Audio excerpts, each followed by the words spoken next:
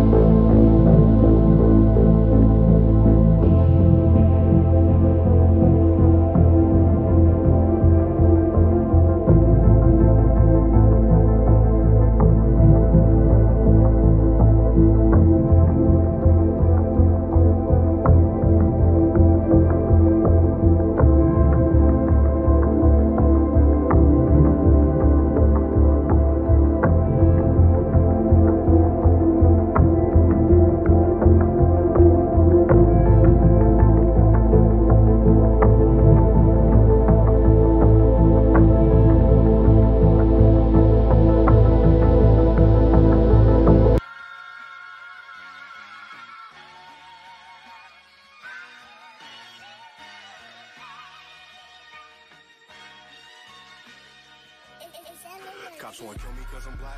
Ops wanna drill me cause I'm black. Can't get no job cause I'm black. She wanna fuck me cause I'm black. My dad don't like me cause I'm black. But she Hispanic so she black. Ain't got no time for none of that. Bitch, I'm a Jude, so I'm black. Cops wanna kill me cause I'm black. Ops won't drill me cause I'm black. Can't get no job cause I'm black. She won't fuck me cause I'm black. Her dad don't like me cause I'm black. But she Hispanic, so she black. Ain't got no time for none of that. Bitch, I'm a Judite, so I'm black. I can't fight the cops and the ops. Stolen Glocks, heavy on the block. While a crack tucked in the sock. Instead help the ones I love. We was on the block for the grub. If you from my side, then it's love. Wanted big knots, busting out the jeans. But we was hurting on the fiends. Without that crack, he look just like me. Dirty nigga from the concrete. But the white man dealt his hand. So we eating out the trash can. People ride by. Don't extend a hand, cause to them, this an average black man. So for him, that's why I gotta make it. I ain't talking rap. Before the slave ships, I'm one of a kind. Y'all can't take it. I can never leave my spot vacant. Cause I'm black, I see crowns and I take it. Cause I'm black, I never been in no spaceship. But I know a UFO when I see it. I know that it's gonna come when I need it. I put faith in God more than Bible reading. Cause I don't play that shit. Address them when you see him. Ops won't kill me cause I'm black. Ops won't drill me cause I'm black. Can't get no job cause I'm black. She won't fuck me cause I'm black. All right, let's clap it up. We got the microphone. This is not hooked up. Yeah. Hey, Shalom, Israel. This is Prison Officer Walker Bar. I'm here with Officer Abayala and Trooper Jeremiah. We're going to get into it. Title: We are still living in Egypt. God's people are living in Egypt all over again. We can see that with all of the things that we go through, the oppression that we go through. It's very clear if you just open your eyes. You can definitely point out some of the same things, some of the same ideas that are in Egypt. And of course, our oppressor, the white man, set up his kingdom just like Egypt, because like him and his forefathers in Rome, they all tried to be like Egypt. And that is enslaving God's chosen people and using them to build your kingdom so that you can be great, right? And you can harness the power of the children of Israel. And that is exactly what has happened here in America. We have been slaves physically and now slaves mentally. Black, Hispanic, and Native American people are slaves. The chains are not on your hands, right? The chains are not on your hands anymore. Your back is not getting whipped. I mean, figuratively speaking, like the old way, but you are enslaved in the way that you think, in the religions that we follow. There's so many ways you can look at it as us being enslaved, because these things our ancestors didn't, they did not participate in. Our ancestors, the scripture says that our ancestors, our forefathers, never knew these gods that we serve. And therefore, the religions, the philosophies, even today, we've seen recently with the whoredom, it's almost like it's a good thing to be a whore, and it's a bad thing to be a modest, virtuous woman. It's a bad thing. And that is just the turning upside down of God's chosen people. It's to speak to that. If you could, could you get the one? I believe it's in Deuteronomy, where we will worship wood and stone. If you could, shout out to Trooper Shakat. Daddy O is up in here. Trooper Shakat is up in here. Shout out to you, brothers. Yeah. So, the thing that is good, we call bad in our community. And that just shows you how tore up we are. There was a saying when I was growing up, they used to say, toe up to the flow up. Like Black, Hispanic, and Indian people, we are toe up to the flow up. Like we are really messed up and we're lost. We're lost sheep without someone to lead us. The leaders have failed us. What you need? Our leaders have failed us. Our leaders are not, and then we can go into that too. Our leaders are not a form of protection. If you think about it, just like with you and your child, you are there, your rules are in place, the things that you teach your child are there. The reason why you teach your child the things you teach your child is to protect them, to keep them safe. But if you're not teaching your child the things that they need to know in this world, then what? Then your child is going to end up hurting themselves. They're going to take a fork and stick it into a socket. Your child is going to, touch the stove, touch the fire on the stove and get burnt. Your child is going to turn up the water in a bathtub and get scolded by the water because you're not a good parent. You're not protecting your child by teaching your child. And so that's the main point.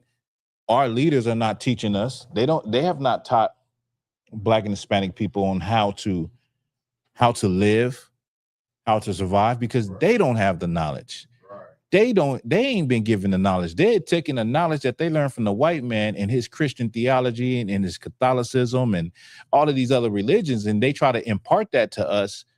But when you look at our communities, you see that our communities are not a reflection, or should I say they're not producing the fruit of goodness. They're producing the fruit of wickedness. Okay, if you could.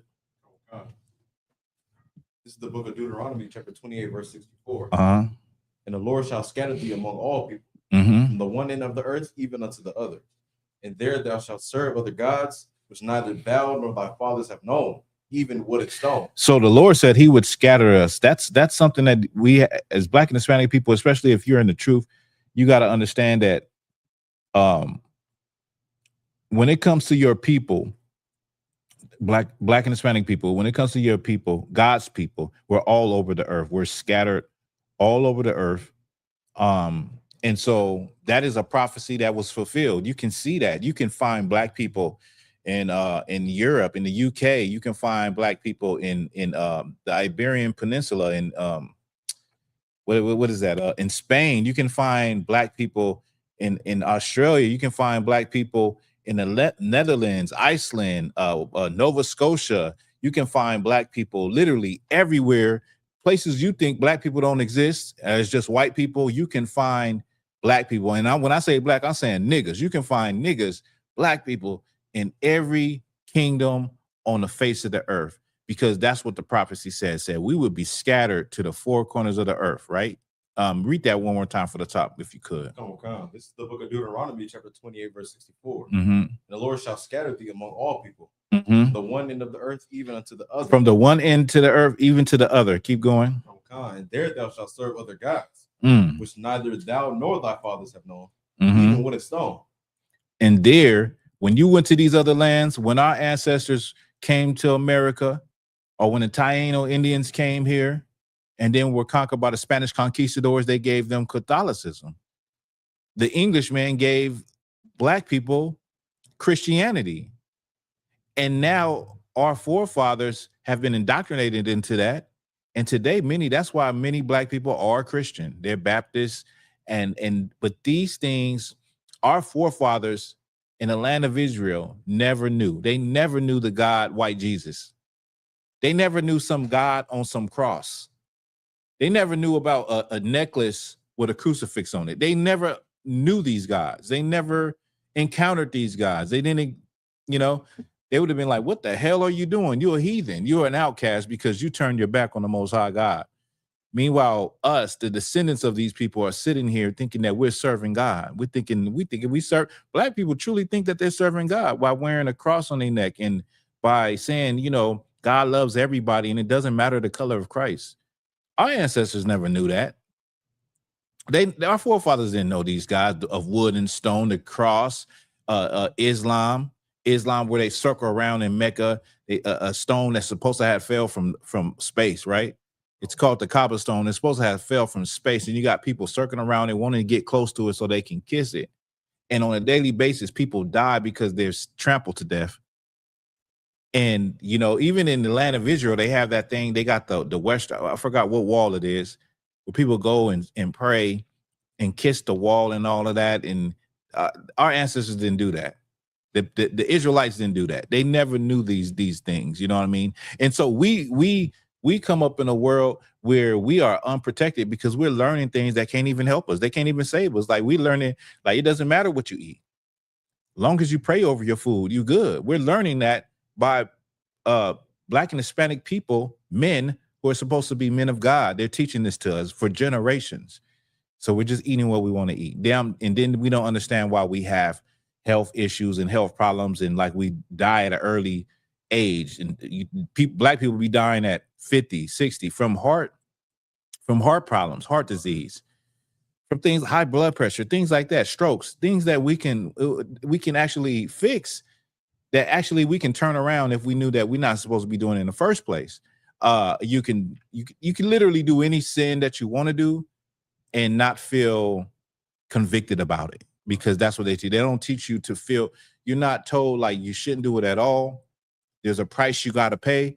You're taught like, okay, yeah, you make a mistake, you backslid, you know, you fell down, but you get back up, and you know, it's grace. Thanks to Jesus Christ's grace, you got a second chance. That's not making a person change or repent. It's not. It doesn't put fear in a person's heart, meaning your mind. It doesn't make you want to say, you know what, I want a different result in my life. I don't want to get the same damn thing every time. I'm tired of this life. Our people don't do that, right? And it's because we're following wicked leaders. If you could just give me Jeremiah 14:2. The gates languish, the gates thereof languish. But that's the issue, man. That's the issue. So we're living in Egypt all over again because it's hell, man. It is pure hell. In fact, we're living not just in Egypt, we're living in Sodom and Gomorrah too, as y'all can see. You know, they in June, they're about to have the biggest pride festival in the land of Israel. And they're going to have it in the area of the Dead Sea, of the 5 cities. I'm sorry, in the area of the Dead Sea, but in the area also of the 5 cities of Sodom and Gomorrah, which is just insane to me. And it shows you how evil this world is. Go ahead, Abba. Oh God, it's the book of Jeremiah 14 verse 2. Judah mourneth, and the gates thereof languish. They are black unto the ground, and they cry of Jerusalem is gone up. Judah mourneth, and the gates thereof languish. The gates are your protection. The gates are, you know, a gate protects a home, a wall protects a city. You know, anywhere you go, you have gates and walls that are there to protect the city, to protect intruders for coming in. In this case, with Blacks, Hispanics, and Native Indians, it's to protect us from philosophies, from false religions. Our gates are our leaders, the Christian leaders. I'm not going to just say the Christian leaders, but just leaders in general. They are supposed to be the protection and have the understanding that, no, we can't do this. They over there doing what? They worshiping a Buddha. They worshiping Krishna. What is that? Like, no, we worship the God of Israel. Like, if we go off, or you want to mix, also you want to mix this with what we doing. You want to add this to what we already doing. No, we can't do that. You know what I mean? That happened a lot in the Bible where Israel would bring in the worship of other gods and worship it side by side with the God of Israel. And it brought about destruction. You know, so we need people that would, now we have that. But in history, and the reason why we're so destroyed right now is because we haven't had that. We haven't had men that understood what the Lord wants and understood the Bible.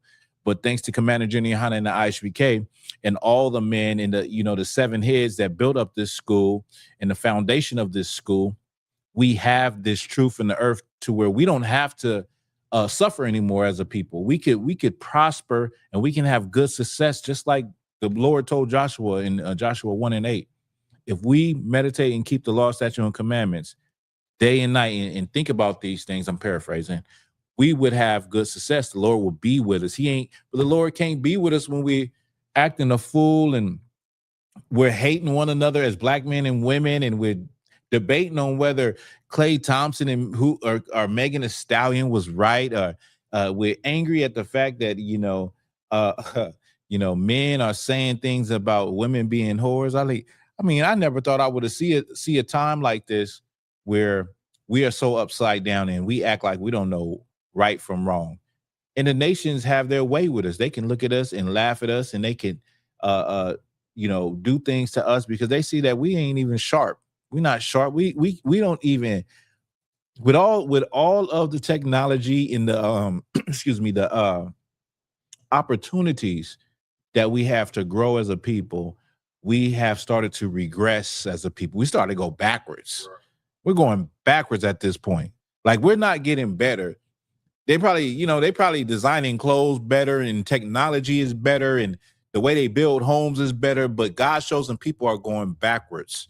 We're not moving forward. And what I mean is our morals are deteriorating. Our morals in our community are deteriorating. And the number one thing you need as a people to prosper is morals, because morals come from God. Morals come from the Most High. You know what I mean? That's where morals come from. You know what I mean? And speaking of morals, there was a story with I didn't even know the name, but this dude named Salaki. If you could plug the battery in, double time, plug it in for the computer don't go off. Yeah, so this Funky Diva guy,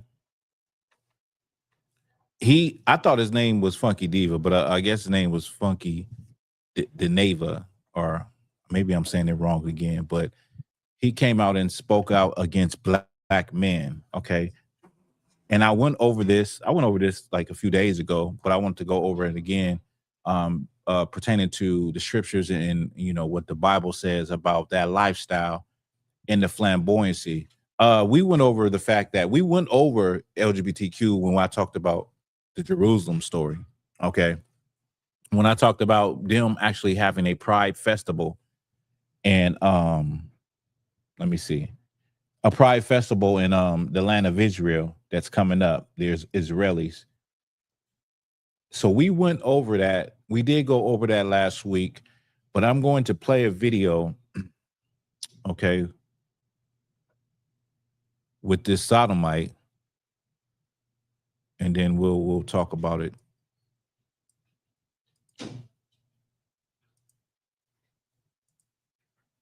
Gentlemen, it has now come to the time that we have a conversation. I've been saying for years on this show that black men need to have a conversation, black men alone. We have got to figure out what is going on with us. This is not something that black women can help us with. This conversation does not include black women. Black women, stand down and stand to the side. Black men need to have a kumbaya amongst themselves, and I'm gonna niche this out a little more. And it's heterosexual black men. I'm gonna catch a lot of flack for this, but I'm gonna say it out loud with my whole chest. Straight black men are the cancer of the black community. That's where it starts and that's where it stops. Ladies, I'm here to tell y'all something. All this shit that y'all got going on, some of y'all, not all of y'all, with the gays and with the trans, let it go. Your issue is not a trans woman. Your issue is not a punk or not a sissy. Your issue is all of our issue. Straight black men. Straight black men are the enemy to the gays. Straight black men are the enemy to the trans. Straight black men are who are causing harm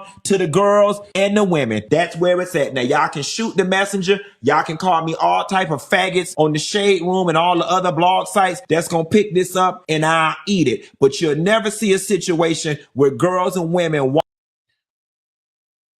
Now, I never, you know, I ain't going to say I never, but this is exactly what I'm talking about. Well, we live in a time where we went over Sodom and Gomorrah last week. We went over the fact that the spirit of a sodomite wants to push their agenda on you. Right. They want you to accept them. You understand? And this sodomite, this backbuster, has the nerve to come and say that black men are the issue, when really that's a demon. That's an attack on God's chosen people right there. That's an attack on a masculinity as a man. That's an attack. It's a demon. And it's a lot of these demons that have risen up because we don't have protection. We have not had men, leaders, to teach our people what is right and wrong. I guarantee you he grew up in the Christian church.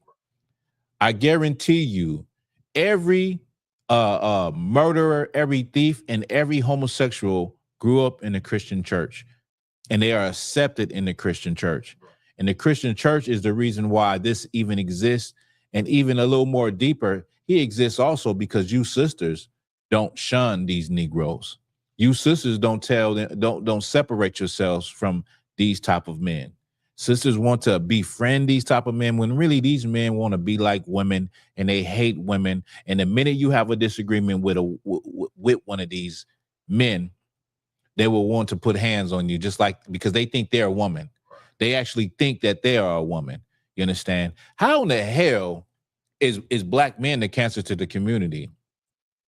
When black men have been in this country, been murdered, been lynched, been burnt, then fought in the civil rights movement to get human rights, civil rights for black people, indirectly, this Negro right here has more rights that came from black men.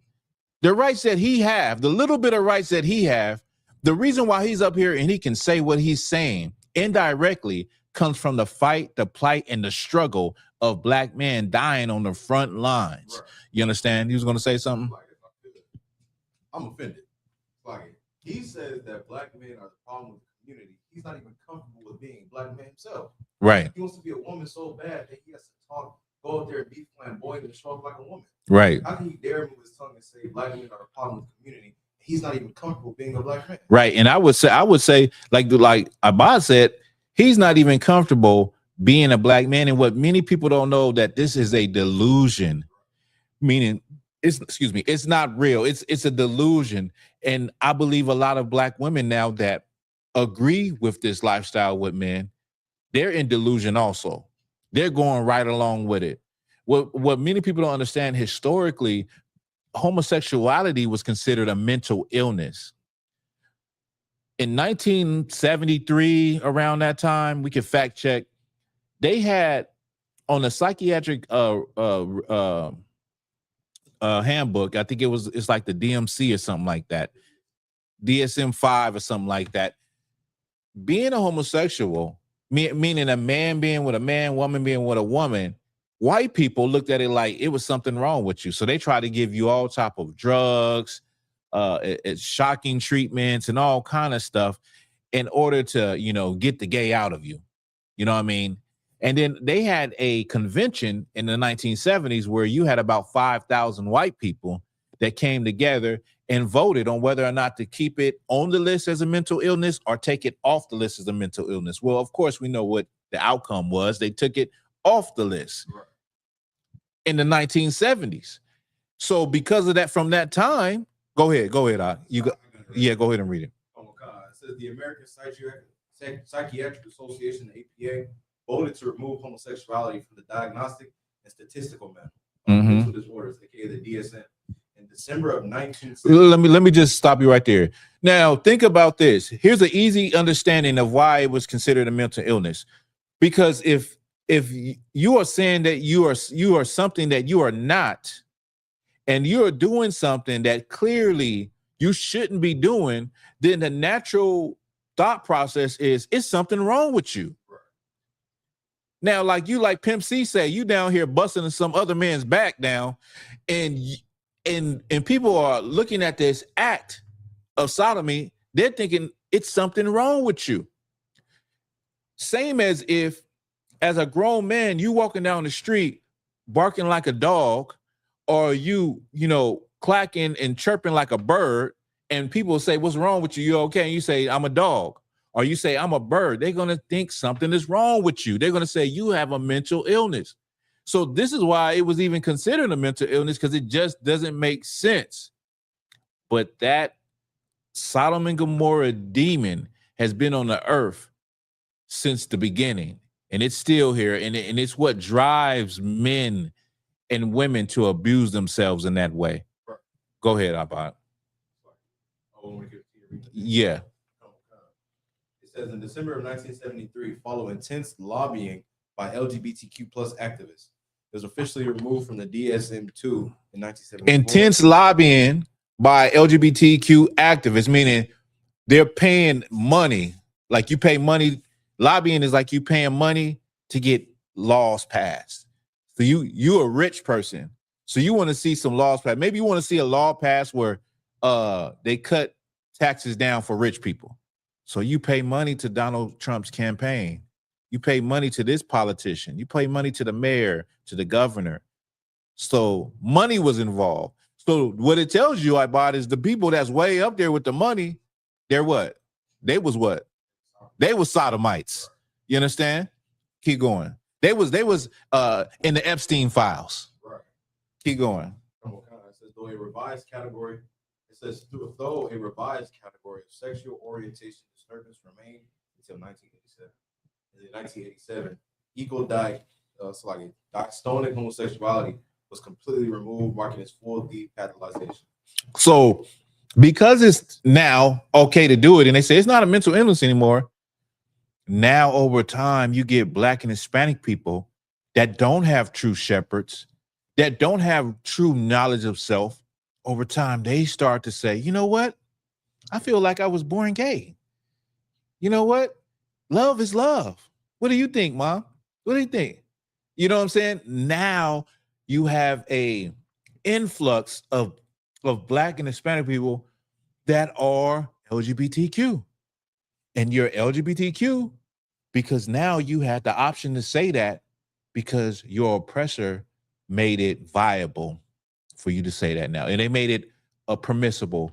It's not shunned anymore. It's out the closet. You can say that the majority of Black and brown people that live that lifestyle today, they live that lifestyle today because the white man in the 1970s took it off of the thing from being a mental illness. It's no longer a mental illness. And I can remember about 15 years ago where you saw an influx with social media, you saw an influx of Black people claiming to be now LGBTQ. They literally had a slogan saying, gay is the new Black. Right? And this is because we are lost people. And you can blame this on the Christian church. You can blame this on Black leaders.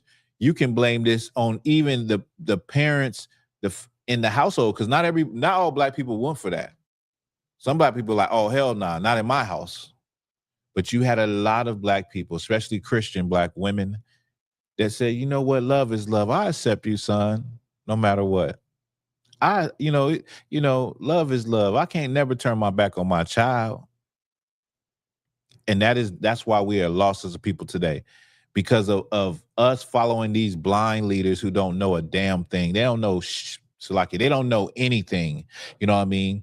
But they line their pockets with your money and with your support, and they live good lives while they have destroyed our people for generations with their fake leadership. If you could give me Deuteronomy 4:5.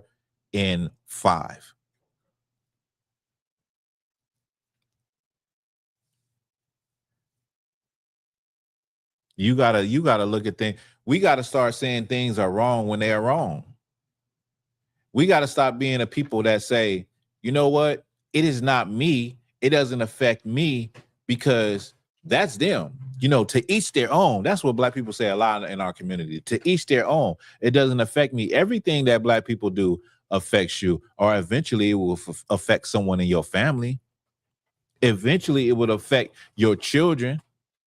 If you say, oh, I don't care about, Black men, killing one another. I don't care about women being whores. Let them be a whore.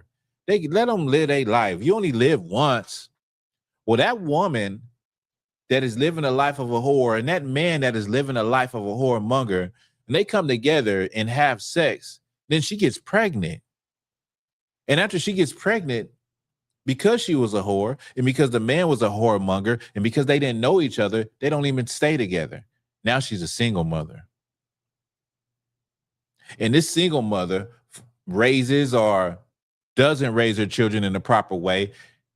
And if it's a young man, he becomes volatile when he get about 13. He turns to the streets, he turns to drugs, and then maybe he might just rob your mama, rob your grandmother. Maybe he might just go out there and get into it with somebody and have a shootout and a stray bullet hit your daughter. You see how it's all connected? You see how it's all connected? So we got to care about our people. A lot of times in the truth, they tell us, why the hell you care, man? Mind your own damn business. Because it's our business to raise up our people. It's our business to teach and educate our people. It's our business to bring our people back to Christ. Like, are we going to reach everybody? Probably not. It's not going to stop us from trying. And what I mean, it's not going to stop us from prophesying and saying the things that you are doing is wrong. The things that you are doing are evil. You know what I mean? The lifestyle you live is evil, destructive, and we're a warning bell. We're warning you before destruction really comes. So when something does happen to you, or one of the scenarios that we talk about all the time happens to you, you can say, well, damn, I remember them brothers telling me this. I remember them saying something like this, but I didn't want to hear it then. But it's too late now. Let me hear it, Abad. This is the book of Deuteronomy, chapter 4, verse 5. Uh-huh. Behold, I have taught you statutes and judgments, even as the Lord my God commanded me, that ye should do so in the land where ye go to possess it. Keep therefore and do them. For this is your wisdom and understanding in the sight of the nations, which shall hear all these statutes and say, surely this great nation is a wise and understanding people. And this is the thing, man. This is the thing, right? Well, if we was keeping the law, statutes, and commandments, what it is saying is when we are around these other nations, they will look at us as we are wise and understanding people. It is the law, statutes, and commandments and how to conduct ourselves, what to do and what not to do would be a strength to us, right? It would go before us and people would look at us and say, damn, these people are wise because I don't see them shooting each other every other day on social media. I don't see them fighting each other every other day on social media. I don't see their woman half bucket naked on social media every other day. I don't see, their men simple as hell in the comments of those half naked women talking about, hey, queen, wish you were mine. Hey, queen, oh, you're so beautiful. Only if I could have you. Nigga, you niggas is thirsty. Get outside and touch some grass. That has always been lame to me to see these brothers in these half naked. They're whores, brother. They're trying to monetize. Social media has created another form of prostitution, brother. You don't have a chance. She's an attention whore and she's not interested in you, but yet you're silly and gullible and stupid. And you're in the comments talking about, hey, queen, I wish you could be mine. Oh, you're so beautiful. Hey, princess. That is a whore. Daniel 7:5-3. That's what that is, brother. Snap out of it. But the behaviors that you see that we have on a daily basis, people just say, oh, that's black people. That's how they act. People have this thing, this stereotype about black people based on, first, their hatred for us. Let's be clear. The stereotypes that they have for black and Hispanic people are, number one, based off of hatred and racism and prejudice and bigotry. That is what it is based off of. But on top of it, we're actually doing the shit. We're actually doing the things that they say niggas do. Why? Because we don't have a moral compass. We don't know right from wrong. Moral compass should be in the vocabulary of all black and Hispanic people. Knowing what is right and what is wrong. We have lost the idea, the understanding of what is right and what is wrong. The Bible can educate you, but you're so stiff-necked and hard-headed that you don't want to hear the words of the Bible or hear the words of the prophets that speak the words of God out of the Bible. You don't want to hear it. Therefore, you go through all of the ups and downs, generation after generation. Think about this. How is it that you're going through the same damn thing that your grandma went through? How is it you have the same struggles of your uncle and your auntie and your grandparents and all of that? How is that? It shouldn't be that. We should, as a people, as a person first, you should have learned a lesson from the people before you. But you can't learn the lesson because you're stuck in a stupid generational curse. And you think you have all the answers and you're prideful and you can't nobody tell you anything. You're prideful. Can't nobody tell you nothing about what you're doing wrong and how you need to tweak some things, change some things, stop doing some things to get better results. Nobody can tell you anything. And so you go through the same thing over and over in your life that your grandfather went through. That shouldn't be. Not in this day and age, not right now. If you're living right now, if you in this generation, right, and I'm talking about younger people. So this would be people, what, in their 20s right now. You're just in your 20s right now.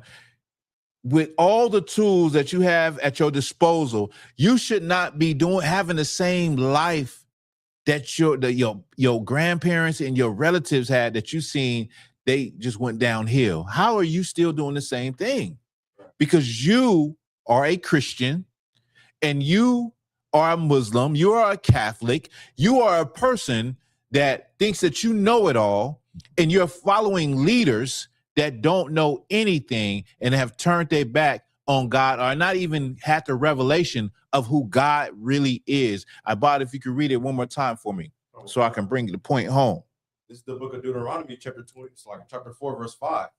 Behold, I have taught you statutes and judgments, even as the Lord my God commanded me, that ye should do so in the land whither ye go to possess it. Keep therefore and do them. Keep for and do them. Do the statutes and the judgments. Keep going. For this is your wisdom and your understanding in the sight of the nations. This is the wisdom and understanding in the sight of the nations. When other people look at you, they like, damn, these people are wise people. These people are smart. These people are very, you know what? I got a problem. My people, white people, they can't help me. Asian people, they can't help me. African people, they can't help me. Okay. Like East Indian people, Korean people, they can't help me. I'm going to go to the black people. I'm going to go talk to some of their wise leaders because I need counsel and I need to know how I should go about this issue. Because these people are wise. I've seen how they get down. I've seen how they handle matters. I've seen how they women act in the street. I've seen on social media how their women act, how their men act. I've seen it all. And my people just don't act like that. Right. I see how they don't even eat everything. What's wrong? What's wrong with octopus? I don't know what's wrong with it, but I know they don't eat it. So I want to find out why they don't eat octopus. Why they don't eat pork? Pork is everywhere. It's a cheap meat. Why they don't eat? Like you would be looked at as a wise people where people want to come to you and ask you, like, what is your thoughts on this? Salakia, sir. I know I'm not your people, but I would like to know in this situation, what would you do? That's what the Bible's talking about. We would be looked at like that, but no, we're not looked at as like that. We're looked at as a stereotype. We're looked at as a caricature. And I'm not saying it like, I'm not saying we're looked at as a stereotype like if we were doing what God said that people wouldn't have stereotypes. I'm saying that these people are going to look at us. They're going to look at us regardless how they look at us, right? We already know that. But they would say, damn, these people are different, man. I don't know what it is, but they're different. And I want to know what it is because right now we over here, we making dumb decisions. We're making stupid decisions. But these niggas over here, these black people, yeah, I know they black and I know they this, but I haven't never seen them do this. I have never seen them annihilate their whole family. I never seen them, lose their job and just go shoot up the workplace. I never seen them do these things that we're doing in our community. But because we don't have God, the knowledge of God in our world as black and brown people, we start to do all those things like LGBTQ, like family annihilator. Family annihilator syndrome was just a white person thing. But now we can't even say that because they had a big, big story just recently with a brother that killed his family, 8 kids, I believe. So as time goes and progresses, we start to fall into the trap of following these other nations. And even when we are depressed and even when we are feeling like taking our lives, all of that stuff, we fall into what they do. we end it the way they end it. We go about it the way they would go about it. Well, hell, man, she just broke up with me, man. I don't know what I'm going to do.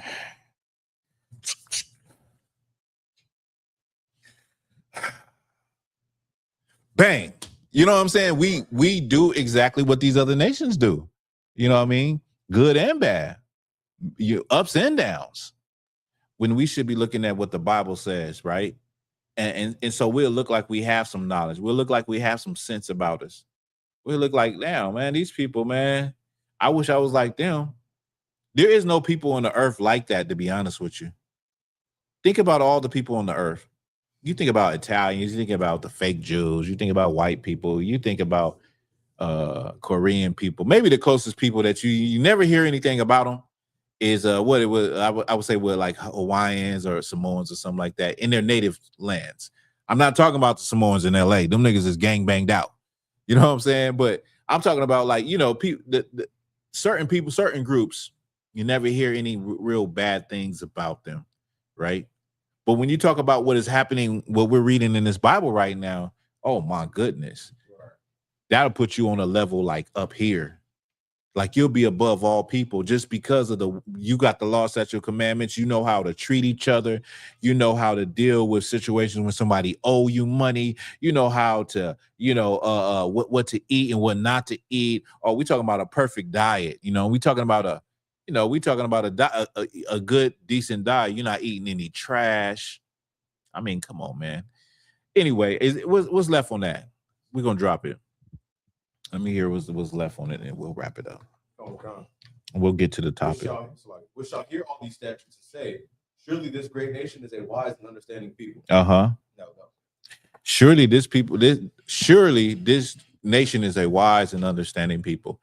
We are not looked at as wise and understanding people. We're looked at as pimps, whores, prostitutes, drug dealers, drug addicts, you know, people that are they have this new thing with people with white people where they refer to us as we don't have any impulse control, meaning you're emotional, right? You ready to fight for anything. You know, so they a lot of things they make up, but a lot of things we fall right into it because we don't have the law, statute, commandments, and it's the only thing that's going to happen if you don't have a moral compass. Remember, morals come from God. Morals don't come from TV. Morals don't come from social media.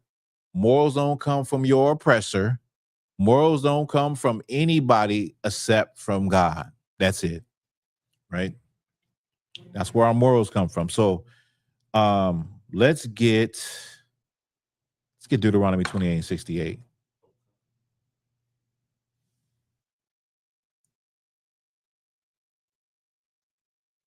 Book of Deuteronomy, chapter 28, verse 68. Mm-hmm.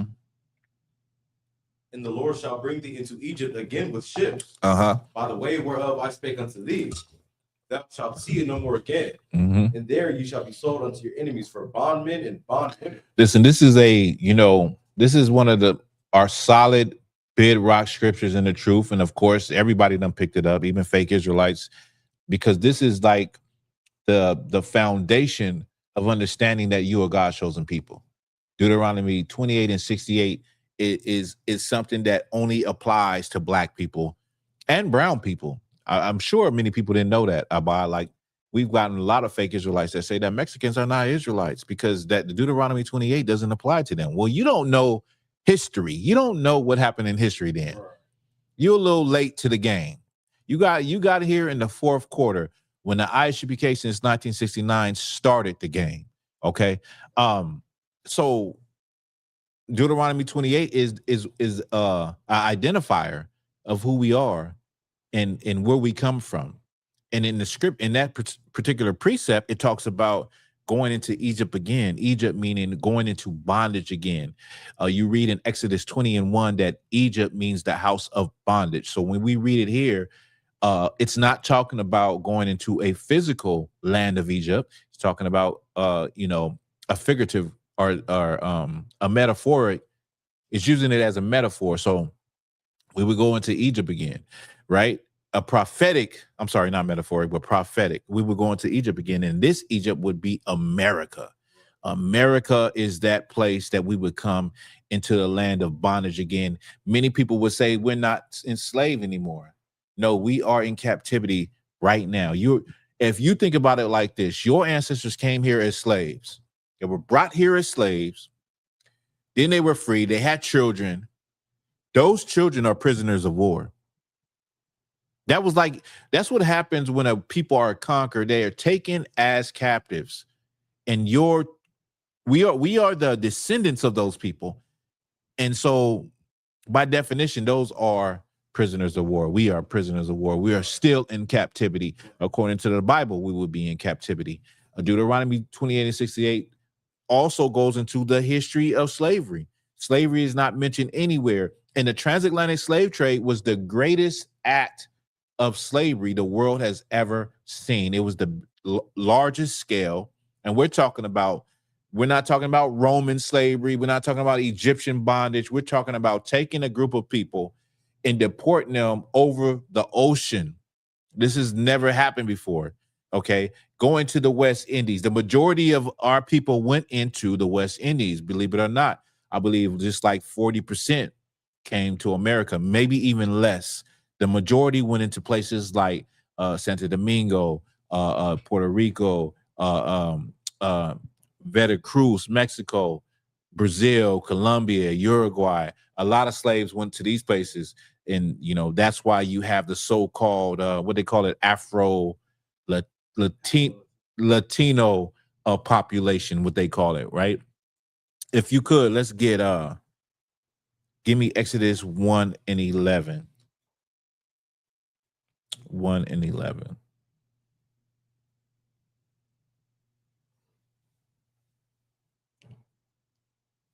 This is the book of Exodus, chapter 1, verse 11. Uh-huh. Therefore, they did set over them taskmasters to afflict them with their burdens. Mm-hmm. And they built for Pharaoh treasure cities, Pithom and Ramses. Uh-huh. Verse 12, but the more they afflicted them, the more they multiplied and grew. Mm-mm-mm. They were grieved because of the children of Israel. Ain't that what happened here in America?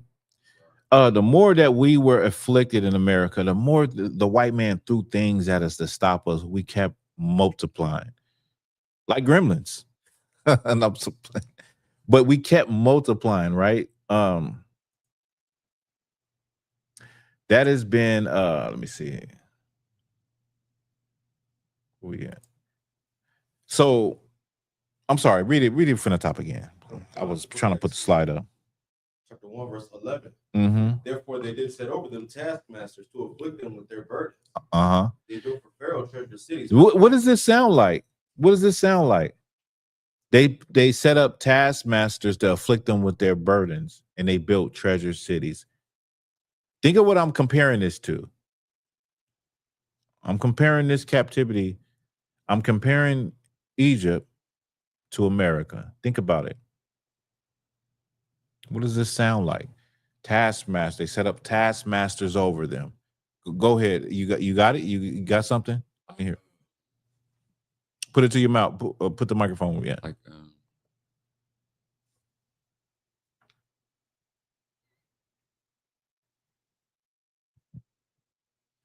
You need him to read it again? This is the book of Exodus, chapter 1, verse 11. Therefore, they did set over them taskmasters to afflict them with their burdens. Mm-hmm. And they built for Pharaoh treasure cities, Pithom and Ramses. Mm-hmm.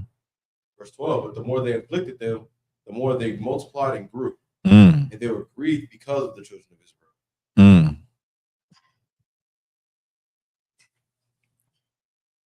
If you don't got nothing, it's okay.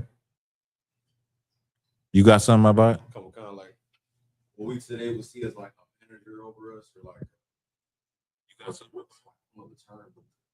The men that was the field heads that was watching. About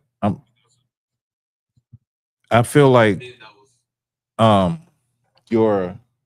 mic is, I'm listening to it. The mic is not. Is it hooked up? Everything is working? Test. Yeah.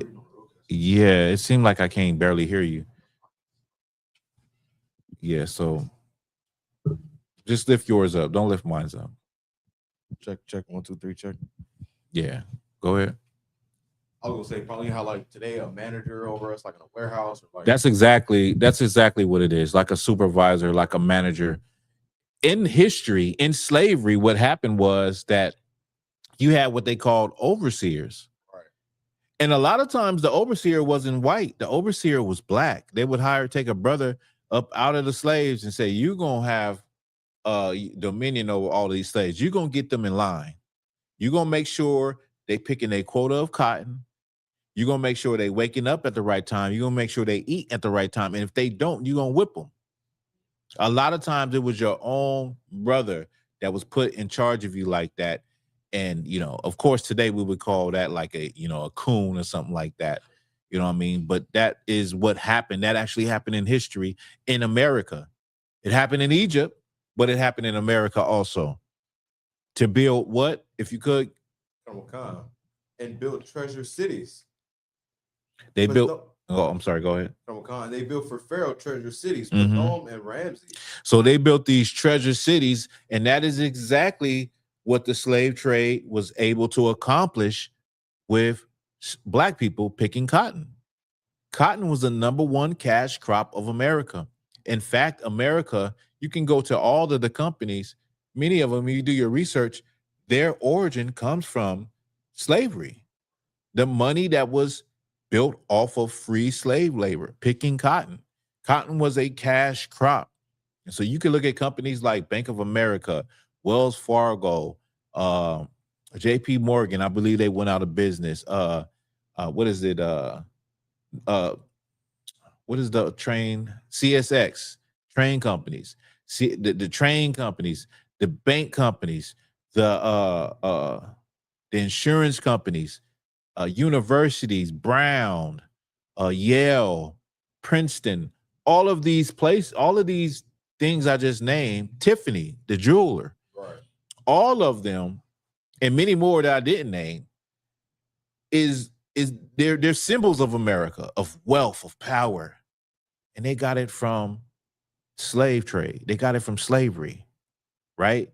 And what that did was that gave them the ability to build these treasure cities like Los Angeles, like New York, like Seattle, like Chicago, like Miami, like Washington, D.C., like Philadelphia, Phoenix, Arizona. I remember y'all was in Phoenix, Arizona. They got cotton fields out there. I mean, the list goes on and on. But just like in Egypt, how the Israelites built those treasure cities, right here in America, the Israelites built those treasure cities. Okay. If you could, let's get I'm sorry, let me see. Let's get Amos 7 and 17. This goes into these are prophetic breakdown for who we are in America and the connection. The brother Hernando said, "This is my first time seeing those structures correlating." I remember the first time I saw it, Hernando, I was like, good night. I couldn't believe it. I was like, this is America. I mean, this is the truth, because the Bible is telling you spiritually what America is and what Egypt was. And then you see the history and you see how they set up America, and you're like, you ever wonder, like, well, I'll get to it. I ain't going to say it right now, but in this picture that I have, you have the obelisk.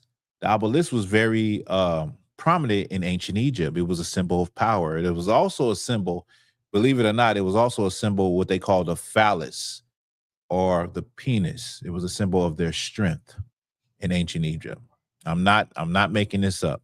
Well, you also they created one in America also. And I believe this is at the Washington Monument. All right. Let me know what you got. Select. Okay, let me hear that. This is the book of Amos, chapter 7, verse 17. Therefore, thus saith the Lord, thy wife shall be an harlot in the city, and thy sons and thy daughters shall fall by the sword. And this is what has happened. Is that the end of the precept, or go ahead more? And thy land shall be divided by line. And thou shalt die in a polluted land. So this precept is about,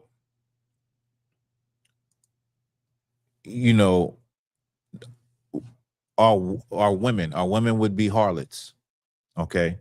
Our children would die by the sword. Our land will be divided by line. These are real things that have happened then, but these are things that have happened now, right here in America.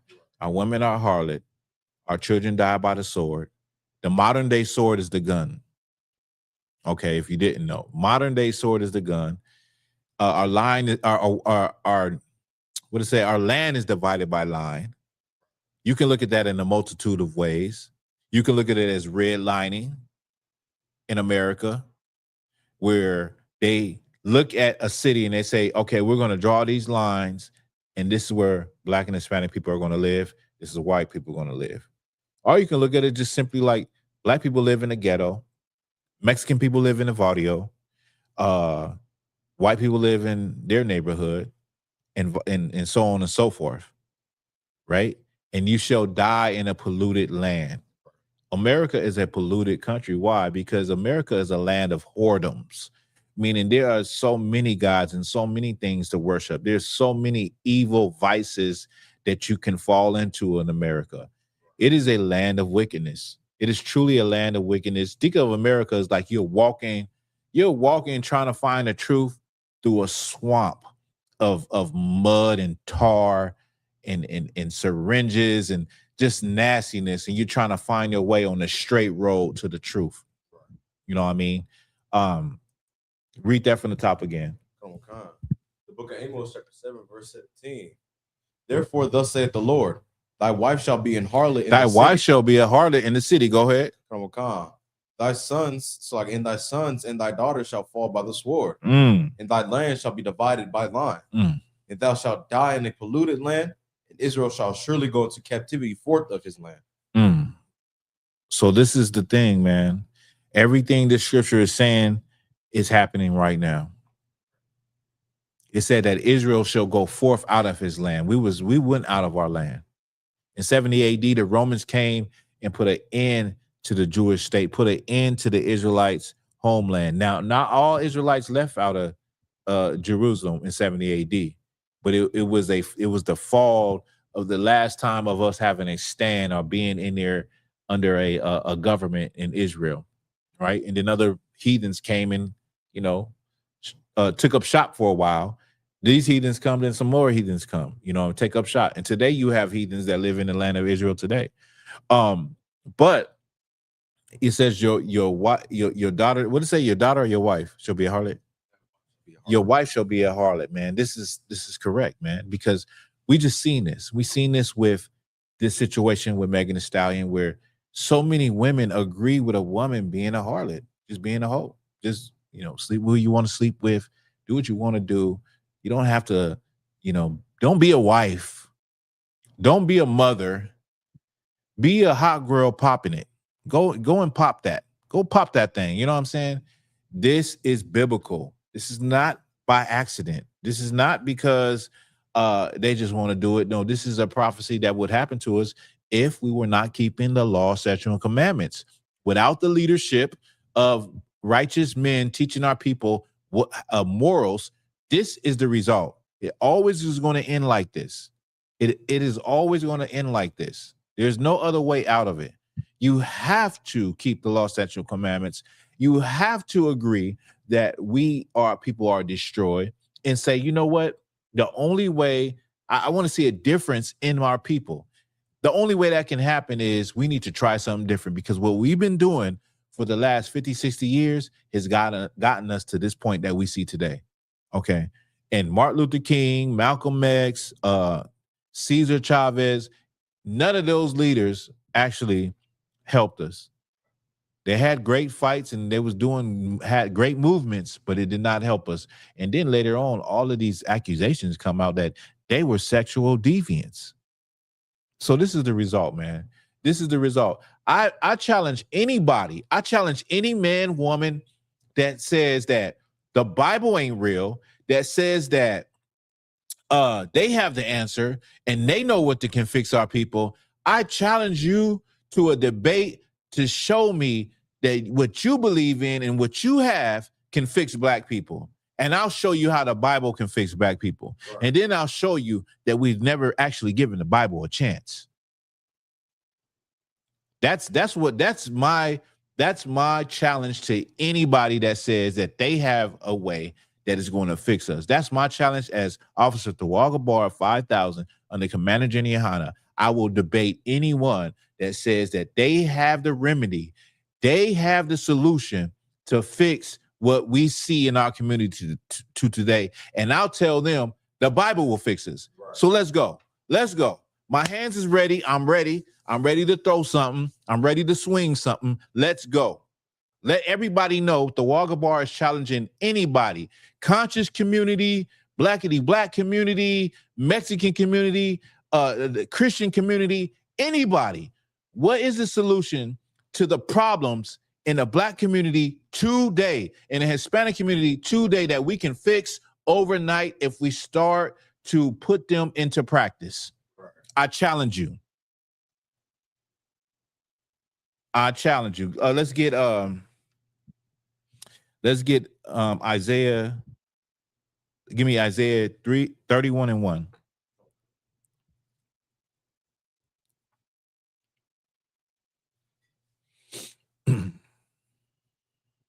The book of Isaiah, chapter 31, verse 1. Woe to them that go down to Egypt for help, and stay on horses, and trust in chariots, because they are many, and in horsemen, because they are very strong, but they look not unto the Holy One of Israel, neither seek the Lord. It says, woe to you that go down to Egypt, and you trust in Egypt. Egypt is metaphorically America. So the same Israelites that trusted in Egypt back in the day, they trusted in America. They trust in America today. Okay. They trust in the strength of America. You have many blacks and Hispanic people that you know, their trust is not in, you know, separating from America. You know how we say we need to separate. You need to stop celebrating holiday. You need to stop doing this. Their trust is not in that. Right. Their trust is what they see in the opulence of America, the strength of America, the military. When it talks about horses, it's talking about the military of America. You know, the helicopters, the missiles, and you know, the news stories that say, oh yeah, we just struck Iran, 2 missiles hit this, and United States did this, and they went into Venezuela and took out the president. Many people, black and brown people, trust in what they can see, but they don't trust in God. They don't trust in the Holy One of Israel. They don't trust in the Most High, who with just one stroke could destroy the whole military. Right. What is a tank? What is a missile to a tsunami? What is that to a hurricane, to a tornado? The scriptures say, I believe it was the Assyrian army, a death angel came in the middle of the night and killed 18,000 soldiers. They went to sleep and never woke up. That could happen again. Right. The Lord has a way to destroy an army with no problem. That's lightweight. But the problem is that we trust in the things that we can see, you know, tangible things, the things that we can touch, we can see it, we can smell it. You trust in those things when you should be trusting in the thing that you can't see, the unseen thing, the Holy One of Israel, the Most High, the God over heaven and earth. You should trust in that. You should put your trust in that. Like you could say, I can put a lot of things to practice. I can practice hitting a baseball. I can practice shooting a basketball, and you know, over time you will get better.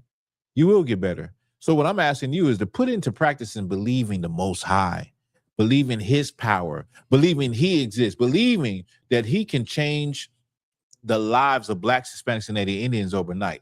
He can make ICE, you know, just, you know, be irrelevant overnight. He can make the United States military be irrelevant overnight. Right. You know what I mean? He can make all of those things be irrelevant to where you don't have to worry about those things, but these things are intangible. Intangible, meaning you can't see them. It's all about your belief. It's all about, you know, what you believe and what your faith is. You know what I mean? And the problem is a lot of us have faith in the things we can't see. So we have faith in getting up in the morning, turning that car on, driving. We have faith in looking at the news and seeing that America just struck Iran again. We have faith in those things, right? And you lean on America because all of these things are convenient. And you think like this is it. This is the place. I'm in the superpower of the world. America is the #1 country in the earth. And so you are so misled by believing that. You're so misled by believing that. You know what I'm saying? Is there any more on that? That was it, right? Let's get another precept. Let's get okay. Let's get it Exodus 11:7, because many people believe many black people believe that we are Egyptian. We're not Egyptian. We've never been Egyptian. Okay. And the Bible is going to speak to that. Exodus 11:7. The book of Exodus, chapter 11, verse 7. But against any of their children shall not a dog move his tongue against man or beast, that ye may know that the Lord doth put a difference between the Egyptians and Israel. And all these thy servants shall come down unto me. The Lord is telling you, he is showing you that there is a difference between, he put a difference between the Egyptians and Israel. Another key thing in that precept is this. The Lord referred to them, the other nations, as dogs. Many people don't catch that. And people, you probably wonder why he say, shall not a dog. He's talking about people. These are not actual dogs that he's talking about in this precept. These are people. These are other nations. Remember, Christ called the woman a dog in Matthew 15:24. Am I correct? Let's get that. Let's precept that up. Let's precept that up. Christ called the woman a dog. Is it too chill in here? I mean, it's up to y'all. Like I'm too warm if it's too cold in here. But Christ called the woman a dog, and Christians don't know this in the Bible. You didn't know that this is in here. Where Christ is really, he's calling her a dog, and she's a woman. She's a woman. That means she's a female dog. What is a female dog?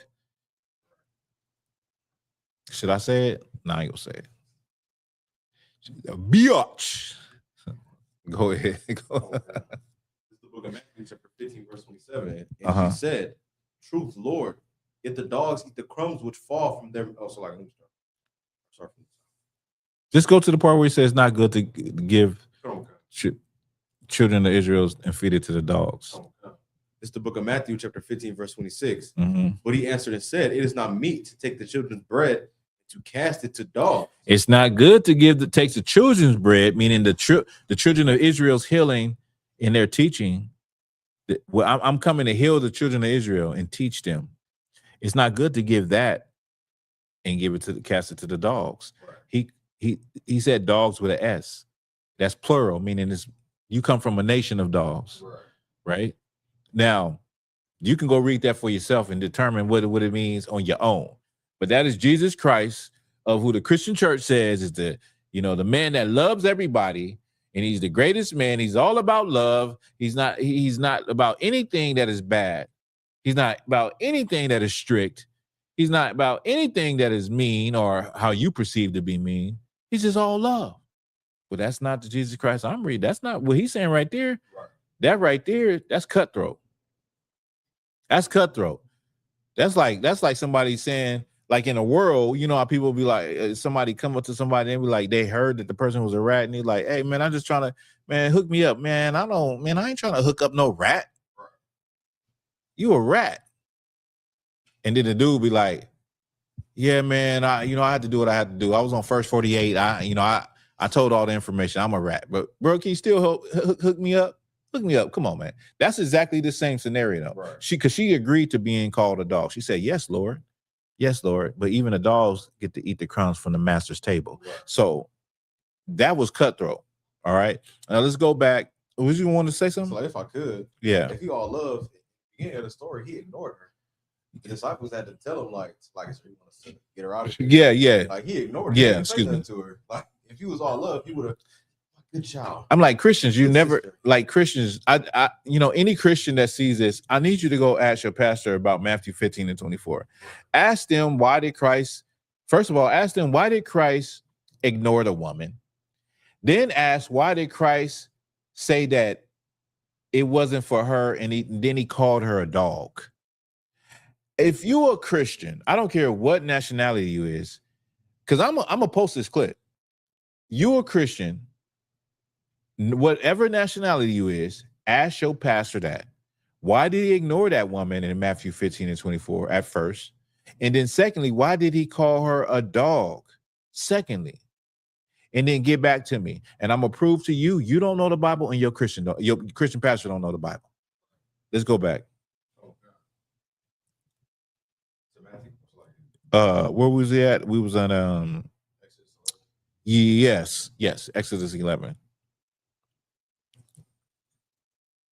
And why the brother get that? I just want to say this image right here.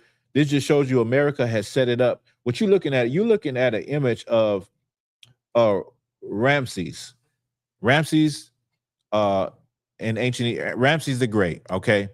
These are colossal statues that were set up in Abu Simbel, right? Which is Aswan, Egypt, which is in Upper Egypt. Okay, it's 4 of them. You see that in the Washington Monument with Abraham Lincoln, they set up Abraham Lincoln just like the Egyptians. Okay, showing you the correlation between America and ancient Egypt. And also, let's go back because we went over the precept. This is taskmasters, right? They set up taskmasters, and you're in bondage during this time, right? Let me see. You're in bondage. Yes, you're in bondage. This is ancient Egypt, and this is in America. And they would have overseers and taskmasters to make sure you stayed in bondage and kept at work and got that quota. Just like how you have a supervisor today. Exactly how you have a supervisor today. That's how a supervisor comes from. All right. Let's hear it. Come on. It's the book of Exodus, chapter 11, verse 6. Uh-huh. And there's like verse 7.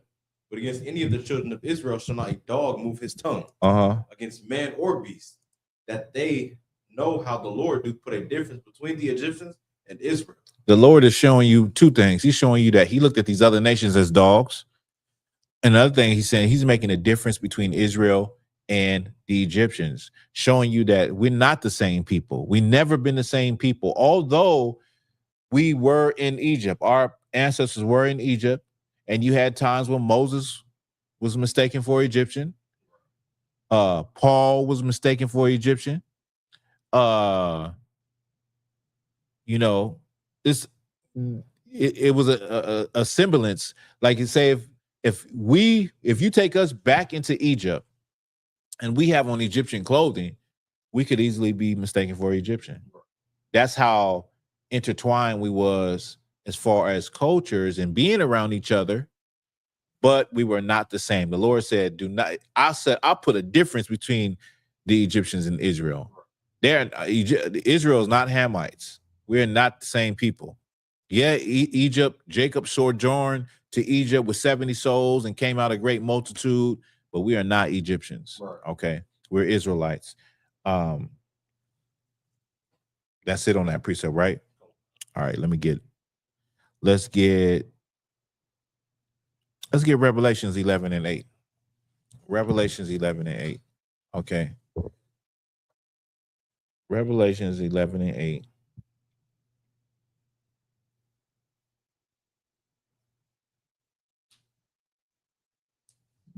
This is the book of Revelations, chapter 11, verse 8. And the 4th angel poured out his vial upon the sun, and power was given unto him to scorch men with fire. And men were scorched with Wait. I'm Salakia. Yeah. It's the book of Revelation, chapter 11, verse 8. And their dead bodies shall lie in the street of the great city, which spiritually is called Sodom and Egypt. So, I'm sorry. Let's wait for this. That was the end of that precept, right? So, spiritually, this place, America, is Sodom and Egypt.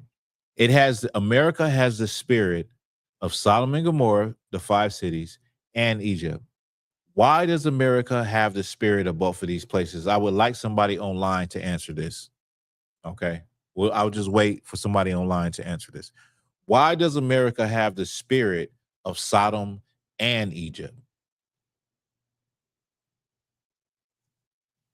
We'll let somebody answer.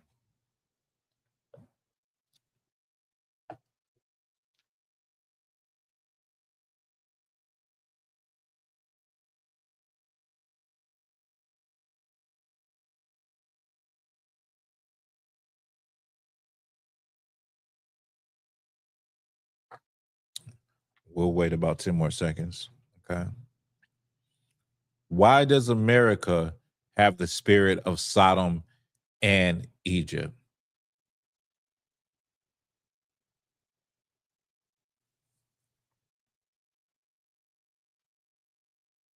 Abad, anybody in here? You want to? Let me hear it. Why does America, young Trooper Jeremiah, why does America have the spirit of Sodom and Egypt? Because like America, they have like how you said like taskmasters, like supervisors, and like Sodom and Gomorrah, they're doing like that gay movement. So I'll say it's like a similarity of it. That's exactly right. That's to get a brother a hand. That's exactly right. Okay. America has a spirit of Sodom and Egypt because America enslaved Blacks, Hispanics, and Native Indians just like ancient Egypt. And just like Sodom and Gomorrah, America pushes the LGBT gay movement. Sodom in the 5 cities of Sodom and Gomorrah, remember, you could, as a man, you couldn't walk up in there without them checking you out and trying to see like what you about and wanting to actually literally have intercourse with you, right? And so this is the spirit of America. America has both of these spirits. It is become that, right? In fact, like I said, in Israel is funded by America. They are having the largest Pride Festival in the area of the 5 cities of Sodom and Gomorrah in June, which is crazy. Like it's like you are tempting the Most High to do something to you. You know what I mean? Because of what he did to Sodom and Gomorrah. And you know, I brought that out plenty of times where they have found the 5 cities of Sodom and Gomorrah. They have dug up the archaeology. They have found the sulfur that fell from the sky, the brimstone that fell from the sky and melted on the roofs of the homes of the people. They have found the bones everywhere. You know what I mean? And you can light the sulfur to this day and it will burn like a candle. Now, this is the reason why America is Egypt. Okay. America is ancient Egypt. You're living in ancient Egypt right now. And you don't even know it. You're living under the guise of an oppressor that won't let you go, like Pharaoh will not let you go. You're living it all over again. And so when the time comes for the Most High to rise up in Christ to come, and when that day reveals itself, it's going to be 4 times worse than the day that we walked up out of Egypt with Moses. Right. It's going to be 4 times worse. You understand? If you could, let's get, if you could give me, let's get Isaiah 36:6. I want to hear what that say. Another thing, what they found out is that when our people were in ancient Egypt, okay, when our people were in ancient Egypt, we were living in a, let me drop this. We were living in an area, one of the areas that Israelites was living in was called Avaris, okay? What was found out is that the Egyptians were paying the workers in bread and beer. Also, they had drugs in ancient Egypt. They sold drugs in ancient Egypt. Years back, they found crack cocaine in the test they ran on the mummies in ancient Egypt. The ancient Egyptians were selling boats all the way to South America because the cocoa plant only grows in South America. They were selling ships to get cocaine, and the cocaine was found in the Egyptians' system, Pharaoh's system. So essentially, the pharaohs were crackheads. The pharaohs were snorting dope. They was crackheads. Like I'm just saying, like they was crackheads, the pharaohs. So while you thinking you claiming to be Egyptian, the Egyptians were crackheads and they were drug dealers, and they paid Israelites in drugs, in beer and bread to do work. That's how they paid the workforce. Now, I want you to think about that right now. Was that really living? That was hell. And many records don't even say that Egyptians had slaves. They say they had field hands, they had workers, you know what I mean? And so many historians say it was never no slavery in Egypt. But we know the slavery did happen in Egypt. Okay. Right. Let me hear that. Okay. 36:6, right? Yes. Okay. The book of Isaiah, chapter 36, verse 6. Lo, thou trustest the staff, in the staff of this broken reed, on Egypt, whereon if a man lean, it will go into his hand and pierce it. So is Pharaoh, king of Egypt, to all that trust in him. So is Donald Trump, king of Egypt, that trust in him. You understand? You put your trust in Pharaoh. You put your trust. The Bible compared Egypt to a staff, like a staff that if you lean on it, it'll go through your hand. You know how you have a staff that you lean on, or a cane? Right. This staff is so weak and so flimsy, it'll go through your hand and you lean on it. That's the same way that you are when you trust in Pharaoh, king of Egypt. And that's the same way you are as a Black and Hispanic person if you trusting in America. You trusting in Donald Trump. You trusting in whoever is the next candidate to be a Republican. It doesn't matter. Why are you trusting in the process of your oppressor? Why not trust in the Holy One of Israel? Why not trust in the God of heaven and earth? There's nothing that these men that are set up can do that is going to be able to save you. But keeping the law, statutes, and commandments will save you, will keep you safe. We'll have a hedge of protection with the angels around your home, a hedge of protection with the angels around you and your children. That's not going to happen with Donald Trump. Right. That's not going to happen with the next Republican or Democratic candidate. Right. That will never happen. That's not going to happen with America. That you won't be safe because America has great technology and tanks and fighter jets and F-35 Raptors and, you know, all of the bombs they can think of in drones that could, you know, chase a person and blow them up. That's not going to save you. Learning your identity, keeping the law, statutes, and commandments, changing yourself, truly seeking the face of the Lord, and working this every day is how you're going to be saved. That's right. That's how you're going to be put aside from harm's way when the destruction comes to America, when the missiles come to America, because they're coming. They're coming. And I don't want to be in that fire. And I pray you're not in the fire too. Right. With that, that's the class. All right. All right.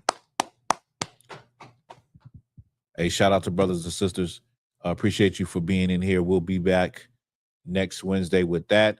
Shalom, Israel. Right.